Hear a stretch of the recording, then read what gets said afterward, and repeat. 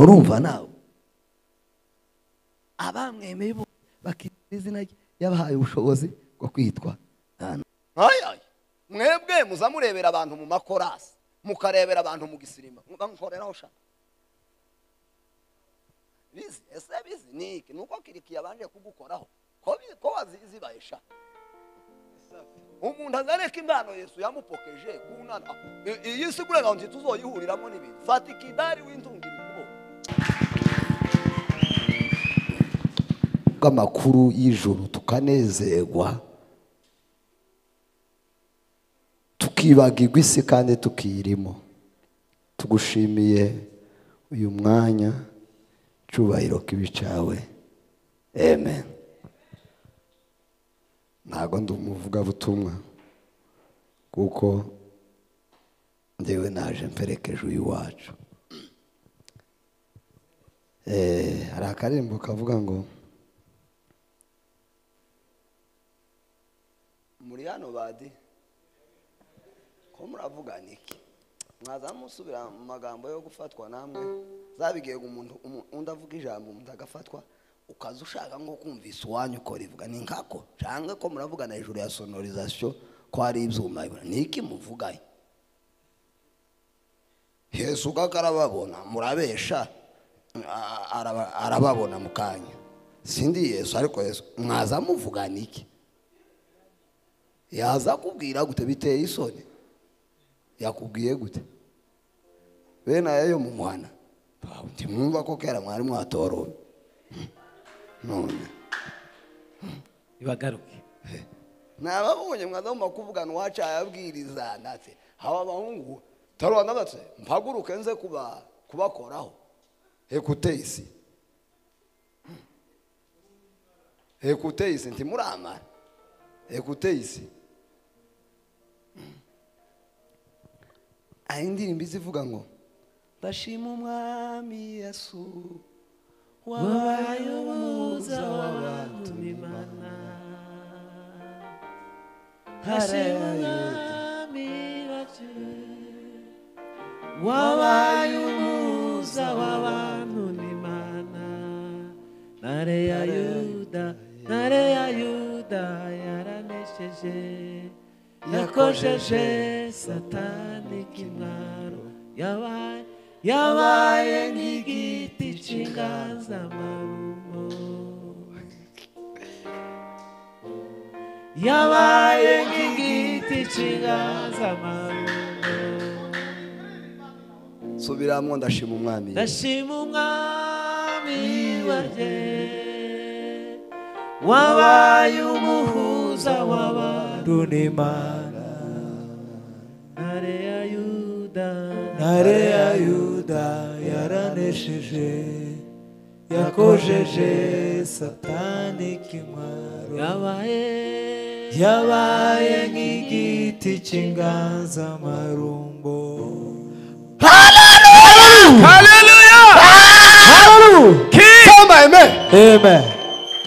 Bwana sifiwe. Amen. Kurya indirimbo izigenda ariko igakurungira ikaja mu bintu ariko ibifite ijambo. Ibiri yabyigiti cy'inganzamarumbo uba wagiye kuri. Dore ngiyo umwonko w'ino ndirimbo nahavuga ngo nimvaza wenyine ntanarindi zina nemere kuko ubugingo n'umunezero bibonekera muri we. Iyo ujabutse ukaje hari ahandi havuga ngo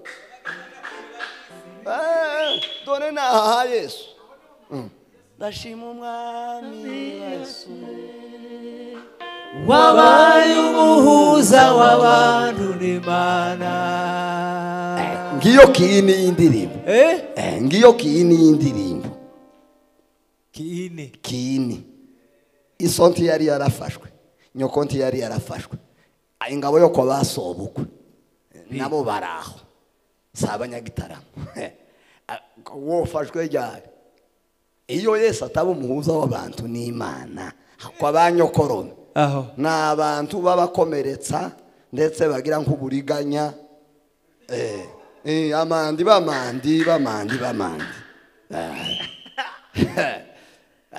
wofashwe ryari takorasi ziba mwanyu muri yizi ntimuzamwuzuzwa ntimuzamwuzuzwa ngo mwumve Yesu. Haleluya, Hallelujah. amen. King. Iwanyu n'abantu b'ingare mwoshawuzanya mugatora ibipanga iwanyu mu muhana muraziranye. Mwagaze mwaba mushawuzanya kwa muhagara hari undi agahagarara agatora umupanga n'icumu ngo ngahasubira uvuge. Iyo Yesu ataza ngo aduhuze n'Imana, wewe habaga n'abantu b'imfura bitonze binyangamugayo bifitiye ukundi kwabo ko kubaho bitonze, ariko urabizi wanyu no ko banyokoro murahaza ni abantu b'ibiparapara. Yebe dukubitire Yesu amashi.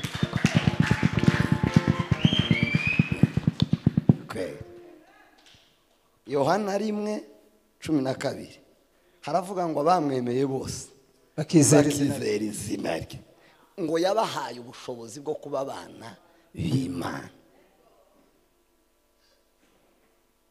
Turashimira Kiriki na Ruhanama.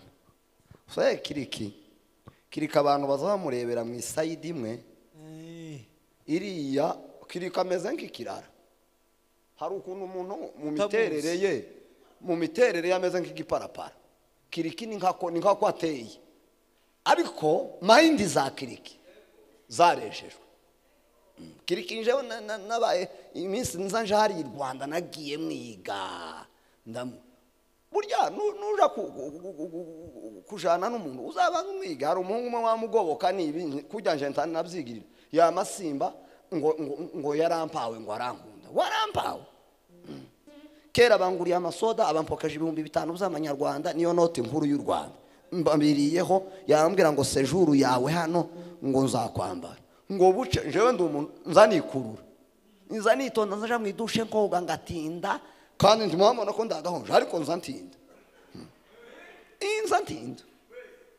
ndi umuntu uza witonda nzangenda buke habe nkitonda n'amasaha nkagira nikomeze. Hakaba n'abantu biharaka munyamahoro Pasiteri Muyombo azaje kitengera akahagera sizeri naho jewe mbanje yo guca urubanza nkahaguruka mu isazi 5 7 iwe kera imanza yazirangije yabo yaramukije kera yakubanutse akaza nsanga umoja jewe nkiyaye nikora nyangenda uwo niko uko ni konte uwo muhungu ya masimba ngo yangeze ku modoka mbere ngo aransiga kera umubano wanje nawo burapfuye. Ndamubaza se wari wakunze iki kurije niki wakunze inyifato wakunze umutima wanje niki hasinahangutse. Iyo ni imiterere ninga kujya Petero yagaze ya masimbuka kera akababajije Yesu, yagira gucya kera akababajije Yesu, yakira gucya kera akabatemye ugutwe shatumye ataba umwana afunze. Yohana yicecekeye nabaya kuba baraho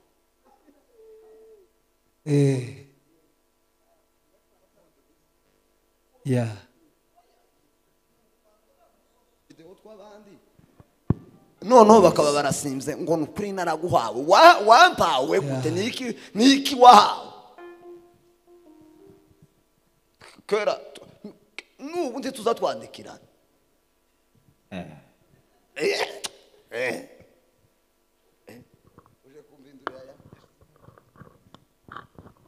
urumva nawe abamwemeye bo bakizina yabahaye ubushobozi bwo kwitwa abana b'Imana. Kujya nasanze nta muntu uzawigira umwana uko sinovuka mwa papa tahavutse nyine wovuka kwa chef wowe na John chef iso atari weso ngaho uzavuka kwa papa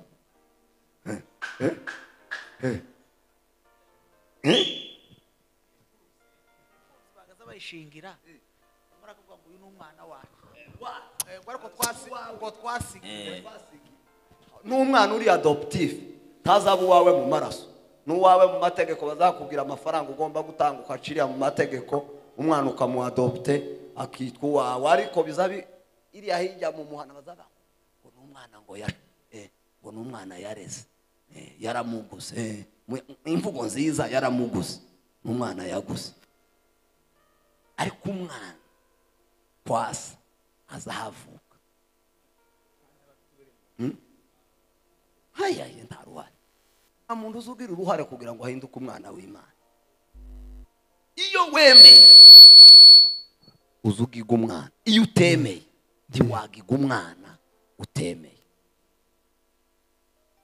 Abemeye bose yabagize abana. Naho niyo vensi nizituma tutaroga, nizituma tutiba, nizituma nja Mombasa ntajanye n'umugore kagaruka ndi jewe, nizituma tutabyara abana hanze, nizituma tutiba, nizituma tutavuga nabi, nizituma tutaba mu biganiro by'abavuga abana, nizituma tudaca abandi intege, nizituma tutagira umutima mubi. Ayay nituma ndogenda mvuga abandi nabi ntibishoboka. Abamwemeye bose yabagize abana. Iyo umuntu agize umwana fini, iyo ugizwe umwana fini. Wabana ate mu Banyakarama, wabaye umwana mu Banyakarama. Wowe udashaka ngo ukubura umwana w'Abanyakarama uzoca wowe umukwe wacu utaratwaye umukobwa wacu. None muzamubwira ngo muzoba abana kwa data mutaremeye ngo mwizere, ngo mwizere. Abasaza bagaze bavugira ijambo ryo kwemera sinjyumva, ariko nararihishuriwe. Muzamubwira ngo muzaba abana kwa data mutaremeye. Iyi phrase yari yanyu kweli. Kweli. Ngo yasubiye inyuma, yigeze aje imbere. Ntiyigeze aje imbere. Ngo wango runaka ngo yasubiye inyuma, ntirya mbere, ntiyari yaragiye imbere. Hayaye mwebwe muzamurebera abantu mu makorasi, mukarebera abantu mu gisirimba, mukankoreraho sha. Bizi ese bizi niki nuko kirikiye abanje kugukoraho ko wazibaye sha. Umuntu azareka impano Yesu yamupokeje kunana iyi sigure ngo tuzoyihuriramo n'ibintu. Fata ikidari w'intungira ukubo, sicyo siyo nani ya urumuvuga butumwa uzawerekwa. Sicyo Yesu yamupokeje kurazizi baragutesha nani bizi savada ica sava udatanu gusa nabibonye hari ahantu utamerewe neza. Oya yawe ndumuzehe ibanza uceca, fata kantu kagiye mu mutima ugakuremo ugakaburire ugate mu muriro gashe. Nuko hariho akantu katibukiye mu mutima, ushobora kuba ari umutonyi umwe ariko watibutsemo. Urahakana ariko Yesu karabibona mu mutima. Ntubona ikidari ko wari wakivuyeho. Mwebwe mwarebeye abantu mu kidari mu gisirimo, muzamwumva ikidari waje ya nguseka niko nico gitaramo. Wihuse mwarebeye abantu mu kidari.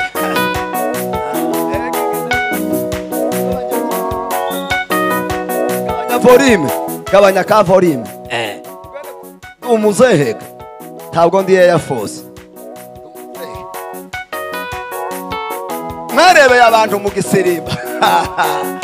Dore nibingibi mwarebeye amwe, kandi nangira yayivuga ninde utokora ihutuma. Inangira yayivuga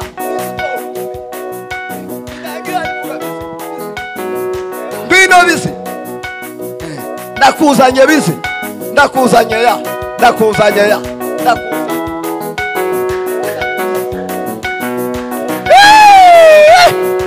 amata. Inangira yayivuga ninde utobzina. Inangira yayivuga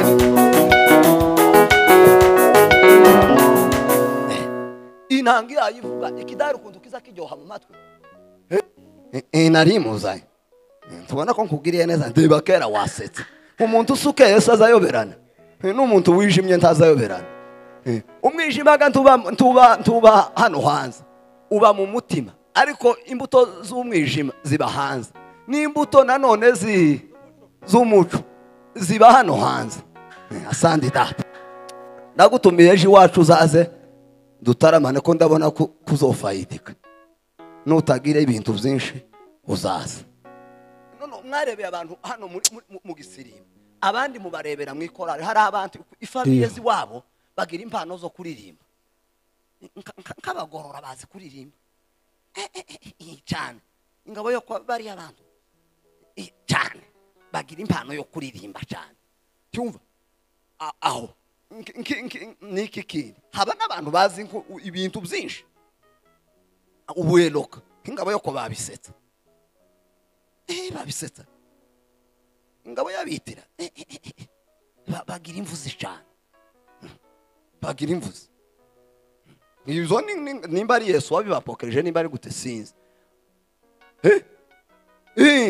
Bene ibyo ibindi karemanwa Imana ikamiguheza gutya. Ariko ibyo ntaho bihuriye no kuba umwana. Kuririmba mu makorari, kubwiriza nk'uko mbaye mbabwiriza. None wasomye teoloji buruburu na teoloji zikaremikwa bahega imayi bakakubwira, ugahera muri Mwanza ukagaza muri Ufunuo, ukaminuza Dr. Kavoma akakwicaza ukamwicara mu birenge akakubwira inzandiko za Pawulo, woreka kuzimenya. Si mu mwuka aya teoloji se ni mu mwuka. Aya ni siyansi. Wicaye bo gusobanura bakakubwira ngo hari abantu b'abanyabwenge basomye ibitabo. Muzehe Bishop Masembo ageze kuri nani ya PhD. Umuntu yogera ku rwego rwa PhD abari n'intiti ni professor n'intiti yo kwicaza akagusobanurira Bibiliya akayisambura ukazugira ngo yari aharabaye bayandika. Hari abantu b'ubwenge Yesu yapokeje. Ariko umwana kugiga umwana ni ikindi. Kugiga umwana nukuzemera. Iyo wemeye ugiga umwana si ukwiga. Nuja kwiga ntuzogiga umwana, nutera ikorasi ntuzogiga umwana, nusirimba cyane ntuzogiga umwana, nushamburiya ntuzogiga umwana, nubu umudiyakoni ntuzogiga umwana, nufungura ikanisa ntuzogiga umwana, nubwiriza ntuzogiga umwana, nuja mwivuga butumwa i Rwanda ntuzogiga umwana, nuhitinga kuri za kamera cyangwa YouTube ntuzogiga umwana, nubu umudiyakoni ntuzogiga umwana, nubakina mama ntuzogiga umwana, numenye gucuranga ikidari ntuzogiga umwana. Umwana azaba wiyo yagize gute? Iyo yemeye azagiga umwana.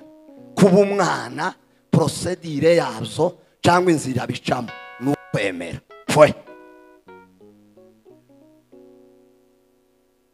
Iyo wemeye ukemera ukava aho uri. Kwemera bisobanura ibintu byinshi. Nibyo waruvuze kwemera Yesu ukava mu byo wari urimo, none ukavuka ubuvutse mu muryango. Ubuvutse mu muryango aho ugiga umwana. Ntabwo gusenga kugira umuntu umwana. N'abantu bangaye baza baje amasayini ariko bakivuga nabi.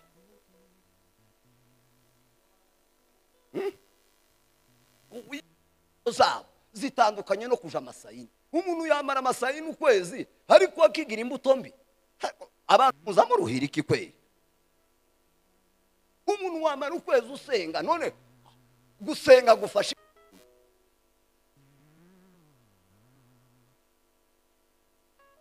nimba amasengesho yo kwiri icumwera ataraca ingeso kuzaba bimaze iki wabiretse ukareka kuvunika n'umubiri ngo wangirike. Ukabwirirwa data ikorari wewe waririmbiye mu Rugabano iriya ku iparuwase ya Kadesa no mu Muzinda kwa ba Revera François na muzehe Mbwaga. Abandi mwaririmbiye hari kunani ya Kadesa neza ari kwa ba muzehe Manoa hari ya mwitsina rya Kadesa mu Bijombo. Waririmbiye yikorari uraza ariko iyo umuntu agushize muri daru mugani wa muzehe Gatako umukorari wo mu Bijombo kwitsina rya Kadesa umuntu akagushira muri tageta karero. Imbuto zawe wera la la la la la la wirinde kuyobora abandi muri za nzira nini igane kuzimu. imbuto zawe wera zisoromwa na bose mu gihugu. wirinde kuyobora abandi muri ya nzira nini igane kuzimu. noneho ndashoje, ariko nshoje mbabwira ngo tukaza wibaza uko abantu bakwibazaho nuko bagutekereza nuko bakuvuga. Igihe kimwe nigeze kuza hano Kasarani ngo mare nuko kwanje Yesu yampamagaye, atampamagaye nkuko yahamagaye Ruhana. Kabuye yarankundaga atarapfa, agakunda ahantu tugiye ngo nimvuge, ariko ahantu twari twagiye nkahamenya ko hagoye. hagoye kwinjira, bisaba security. amaze Kabuye ampatira kuvuga aramvugisha nanze kubera kuhamenya ati uratuma mfatwa amateka. ngo ni Kabuye wangu sai ndagukumbuye wa Kabuye aramvugisha naje ndavuga.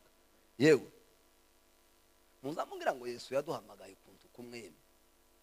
Yesu ntiyaduhamagaye kumwe. Umuntu yamahaguruka yamavango se ngo nkibi mpaye mvuga ukumvuze niko navuze ngo se ngo ninde bifashije. Amaze yirema intambara unyine igice kimwe kiravuga ngo enti bafashwe, ikindi gice kiravuga ngo turafashwa, tuba tugize intambara twembi, ibipe bibiri twirwaneho nabiroze bishambuke. Ntukwiye wirekera nkivugiraga nimba utazi ufashwa nkarangiza ibindi ntibyabagaho. Mutekereza uko abantu babatekerezaho. Hazaba igihe umuntu hatumva umuhamagaro wundi. Ibyo bibaho ku isi, kandi igitangaje abantu bakuru bene abantu barushorezwa amabuye.